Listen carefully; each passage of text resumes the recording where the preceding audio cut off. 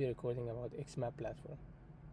xMap platform facilitates data access control between admin users and sales and marketing teams.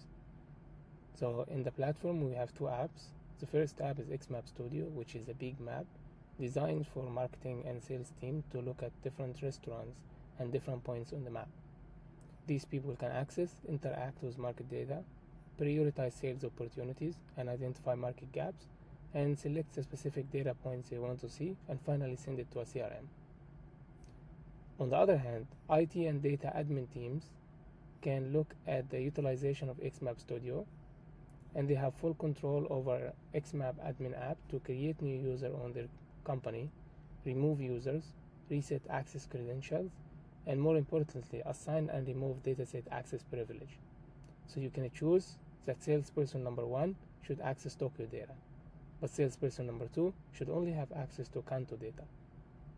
And salesperson number 3 should not have access to restaurant data at all, but they should only look at vending machine data, for example. So let me give you a walkover on how the platform look like. So we are deploying one version on our side, studio.xmap.ai. The minute you open this platform, you're going to see a very big map, and that map have two views. First one is a map view, and the second one is a tabular view. So I'll go ahead and start adding data. We are preloading data. There are 3 ways to add data. The first one is a data catalog. The second one is loading data as Excel or JSON. And the third one is connecting your data source. So we have our own data internally. So as our customer usually put their data predefined in the platform. In this account, which is patron@xmap.ai, my account here, this account have access only to UAE restaurants. So as a user, if I go to survey points of interest, I will not have access. If I go to any dataset in Japan, I will also find myself with no access. So this data is controlled.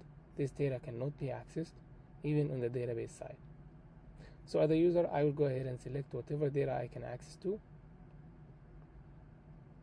and this will go ahead and call that data from the database on my side and load it in front of me. Now I can start seeing all the data sets, and I can start interacting with it. What you see on the map is data set for all restaurants in UAE. And the data is pre-equipped on our site, so data analysts and scientists work on preparing that data so that it can be used by salespeople in a very easy way. There are a few things you need to know about handling restaurant data sets. The first one is that this data is filterable. So it's easy to create a filter. For example, here I want to look at restaurants that are only available in Dubai. So I'll look at province, and I'll go ahead and choose Dubai. Now I can only see Dubai restaurants. Next, I don't want to see Dubai only. I want to see Dubai with high traffic. So we are equipping restaurants with database called traffic, with information called traffic, which goes from 3 all the way to 92. So as far as I go and filter down, I'm now having restaurants with traffic more than approximately 50%. I can also select the actual number and say 50. So now I only have those restaurants. Now if I hover over, I'm able to see the name of the restaurant, so as all the information associated with it. Now no worries, this is actually easy to customize. So I can go to this view and start showing what should be showing on the tooltip. For example, I want to show province, I want to show map link, and I can also make the phone number appear so as other information. Now as I hover over, I'm starting to see more information on the map. Now going from the showing restaurant data itself, if I click on one point, I'll start seeing more information on the map. For example, this is configurable. The side panel itself is configurable, so we can decide what to show on it on the backend side, which gives us a lot of flexibility. It's not fixed, it is configurable. So here I am deciding to show POI data. So whenever a user click, I want to show him all the information of that specific data point. Next, I also added configuration to show the traffic. So for that specific restaurant, I'm able to see from 12 all the way to from 12 a.m. all the way to 12 p.m. And I can go ahead and work a little bit with the data to see what are the times that this restaurant is available, so I can give them a visit, and what are the times this restaurant is really busy, so I can get some understanding of the trend. This is a very powerful tool. Next, this data is not only for showing, it's also for analyzing. So it's an interactive analytics dashboard. So let me go ahead and remove the filters, and I'll go back here, and I want to start coloring this based on traffic to start with. Now I can see the traffic of that data point. So the color, when it becomes more yellow, that means this restaurant have more traffic. I can also go ahead and play with the radius a little bit, so it actually show me information related to the traffic as well. It's the same info, but it's different visualization. So now I'm able to see different sizes, and the size itself identify the traffic. So if I hover over, now big points identify restaurants with traffic, small points identify restaurants with low traffic. I can click on the side panel here to see what is the legend of that specific point. It's not only to visualize data points one by one, but it's also to start overlaying it in different form. So for example, I can show that as a grid, and I can, with one click, change it to become 3D. Now, in order for me to tell the app what kind of 3D attribute I should be using, I will tell it to use the number of points. So here it's showing the point count, how many restaurants in that area, and I'm going to customize the heights, so it's easy to see what's happening in that place. Finally, we have a lot of data related to the tiles, and it's customizable on the back end. So we could show Japanese, we could show Chinese, we could show Arabic, and we could see a lot of points. I'm going to change it to light. Now I can see in light view, but I can also change it to satellite, so that I'm able to see in a very good view what is happening in that area. The satellite view is actually high resolution. So if I look here, satellite view represents a very high resolution image. So as we see, this is the beach, and there are lots of things to be shown on the satellite.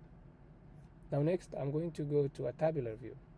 So tabular view here represents the data in an Excel-like format.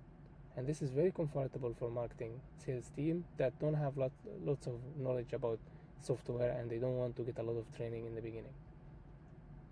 So that is Excel-like view. That means we have all the columns.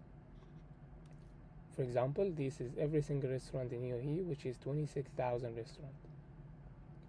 And we've got the point of interest name, we've got a unique identifier, and we have a selector for every restaurant. I can go ahead and work with these columns. For example, I'll go ahead to the province, and instead of showing all data, I will only start showing Abu Dhabi data. Now I've got 8,881 restaurants to work with. Note that this Excel is configurable as well, meaning that we can decide what to show on every single column. So here the configuration is to show as a button. If I click on here, it's going to open the Google Maps link of that restaurant. Similarly, we have a configuration showing the traffic. This is the daily traffic trend of a specific restaurant. So I'm easily able to show that these are the 7 days of the week, and this is how much traffic this restaurant is receiving every single day. During meal time, breakfast, lunch, dinner, this is how it looks like. For example, we can easily see in one of those restaurants that the lunchtime is more busy compared to the dinner time, but majority of restaurants in the area are actually busy in the dinner time compared to lunchtime, which identifies some part of the culture. Similarly, we've got a lot of data on the websites, so I can go ahead and filter down the restaurants that doesn't have a website at all. I'll end up with 2,960 restaurants that have a website, which gives me a very good information. Now, not only we can look at this data seamlessly, but we can move in between different pages, and we can also start creating some sort of analysis on top of it. So I can go ahead, for example, for the traffic, for the review number, and I want to show only restaurants that have websites that are actually reviewed more than, for example, here I'm gonna say greater than and 10. Apply. Or I can go ahead and add more filters to it. So it's not only greater than 10, but it could be greater than, for example, 25. Now I'm ending up with 2,000 restaurants that actually have greater than 25 review in Abu Dhabi. Now it's not just to get the data and filter it, but it's also you can select the data you're looking for, and go ahead and export it to Excel. Now I am closing the ability to export in this case, but as an admin you can choose which dataset you allow to export and which dataset you are not allowing to export as Excel, which gives you a great flexibility on how to control data access. But not only export to Excel, you can also export to a CRM once we finalize the configuration. So that can be sent to Pipedrive, Salesforce, HubSpot, whatever it is, one data point, and we can send it through an API to wherever you want it to be.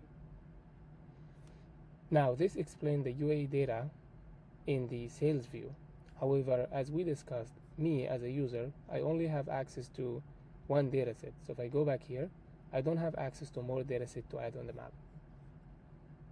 But if I want to have access to more dataset, I'm going to go ahead and access the admin view. So the admin view is an application that is deployed separately, and it tells me what kind of users I have on the platform, and it also tells me which one have access to what. So in this specific case, the account I'm using is patron@locationmind.com, and that account only have access to UAE restaurants. If I want to evoke access to UAE restaurants, I will click on that X button, and now I am no longer having access to UAE restaurants. If I open the app again, the access will be revoked. If I want to allow my account to have access to more data points, I'll go ahead and, for example, allow access to Japan data. So for example, I'm gonna go ahead and allow access to Japan footfall data. Now with one click, this user now have access to Japan footfall data. So let me go back to the view and see. Now I need to refresh the page to see if the access is granted. Now as you see now, as an admin, I have allowed myself, which is this account, to have access to Japan data, and it's working. But if I go back to the UAE, I have revoked the access of UAE restaurant data. So coming back to UAE restaurants data, now I have no longer having access. And note, the user didn't even have to log out. The user didn't even have to do any operation. So data access control is one of the most important feature, and it's on the spot. So I'll go ahead and allow access to Japan data, and with one click, I can download the data into the platform. This data is 217,322 rows. And that data, whenever we click on it, it gets loaded from the platform, and it goes exactly on the view. So what you see on the map is Tokyo data, and every single mesh represents a 500 meter by 500 meter, and based on teleco data and GPS data, it is estimating how many people are available in that area. So for the purpose of this demo, these numbers are 6 and 7 are just a proxy of those numbers. So but the 6 and 7 are actual numbers that we can refer to, representing the actual reality. So here I'm showing data so in every grid in Tokyo, this is how many people are available during lunchtime, or during dinner time, or during nighttime. And as we discussed before, if we go to the filter view, it's easy for me to say, give me all the points that have a lot of people during lunchtime. So for example, if I go ahead like that, now I'm getting the points where a lot of people are available during lunchtime. So it makes a lot of sense to see Tokyo, Shinjuku, Shibuya, Toshima, which is Ikebukuro, and also other information in that area. I think you can also look here, it's probably Kichijoji. And we can easily see that Disneyland is available here because a lot of people will be available during lunchtime. Now, that's not only to filter the data, but we can also with one click add more data. As a user, I don't have access to more data, but I would like to add Japan restaurant data. So we've got a database containing all Japan restaurant data set, which is 120,000 just in Tokyo, but we've got the data for all Japan. Since I don't have access to that data, I should go ahead and request the admin to grant me access. But once access is granted, I can go ahead and play with the data more. For the purpose of this demo, I already loaded the data here on a different view with my admin account. And what you see on the screen is all Tokyo, and this is consisting of the people flow data, but also consisting of the restaurant data set. Every point on the screen represents a specific restaurant. Clicking on that point would start showing me the information of that restaurant or bar or cafe. So we've got the ID, we've got the address, we've got the prefecture, city, district, we have the latitude and longitude, we've got a category which is Baja, and we have more information related to the place itself. Now next to that, I'm able to work with the data points as discussed and to start prioritizing what should I go and sell where. So I'll go ahead to the filter view, I'll choose the data we have, and I want to look at for example, the category, the rating score, or probably we want to look at the rating count. So there are restaurants that have been rated 1506 and restaurants that have been rated 0. So to start off, let's just go ahead and remove the one that have been rated 0, or just go ahead, for example, and look at somewhere in the range of 100 plus. Let's make it 20 plus. So in 20 plus, I'm able to see the restaurant that have been rated a lot. I'll go ahead and here in that area, and I'll start seeing that actually that color yellow have a representation that there is a lot of people in that area anyway. So that means this is a great area, and I'm able to see those points on the map, and every one of them represent a restaurant. So I can go ahead and click on any of this, and when I click on it, I'll start seeing more information. But say I don't want to click and I just want to get information when I hover over, so that can be customized in the tooltip view. I can check what do I want to see when I click on the tooltip and go from that point forward. Now, not only I have ability to do this analysis, but I also have ability to cluster the restaurant itself. So I'll go ahead and remove that filter. Now I have all restaurants. Then instead of looking at that view, I want to create a cluster to see what is the distribution of the restaurant in that area. To do that, I'll simply change the view and make it a cluster. Now I can easily see that there are lots of restaurants in which area of the city. For example, going here, there are 1,940 restaurants. But if you go ahead, for example, to that area, you'll start seeing more restaurants in this area. So this is where Ginza is located, and Tokyo Station. So a lot of restaurants are located. And you can also see where more restaurants available in Karomai and so on. Not only that, but you can control a lot of views and a lot of ways to display the data. So now I'm displaying it as a cluster, but it's easier to display it as a heat map, or it's easy to display it as a grid. So I'll go ahead and display it as a grid, and with one click I'm able to see the grid. Now we've got two grids, so it's very confusing. So the best option to go for is to disable the grid of mobility. Now I have only the grid of restaurants, and as discussed before, we can play a lot with the data and how it looks like until I access the location I want to prioritize. Similar to what we discussed before, we can access the table view, and the table view include the Excel-like format. Here I have 120,856, which is sizably more bigger than the UAE data that was only 26,000 restaurants. However, the application is working very fine. There is no problem in the way we view the data. So easily, with one click, we can start filtering the view. So we can, for example, go ahead and click on the prefecture. It's going to be Tokyo because this is Tokyo data. But we can, for example, only select the data available on, let's say, Chiyodaku.